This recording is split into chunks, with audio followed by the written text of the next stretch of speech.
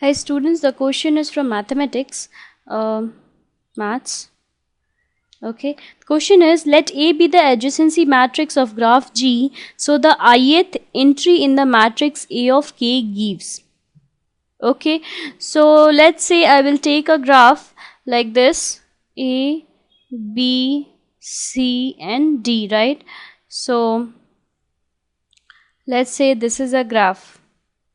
This is the initial graph I'm taking. Okay, so when I draw adjacency matrix for this, means if there is a path from one vertex, from ith vertex to the jth vertex, then that will be considered as 1, otherwise it will be 0, right, in the adjacency matrix. That is the adjacency matrix. Okay, so no, this is 0 because from A to A no path is there. From A to B there is a path. From A to C there is a path. From A to D there is no path, right? So like this the adjacency matrix will look like, correct?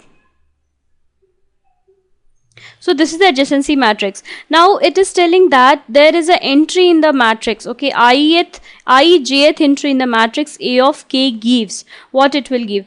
Just say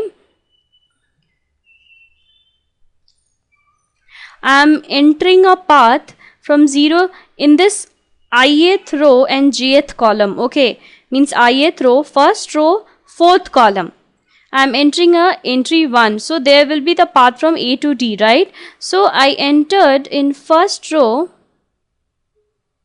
an entry in first row and fourth column.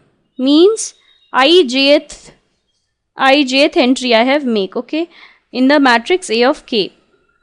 Okay, so now what, and this A of K is what, A of 4, because this is a 4 into 4 matrix, right? If I consider it as a matrix, adjacency matrix, then it will be like this, right?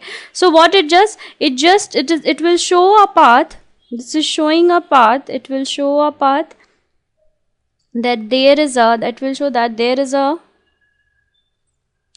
path from vertex A to vertex D, right? So similar from Vi to Vj, right? Or you can say from D to A. So this is the, which option is matching? I think this first one is only the number of paths from length K from vertex Vi to vertex Vj. Okay, so length K means any length it can be. So the answer is A. Thank you.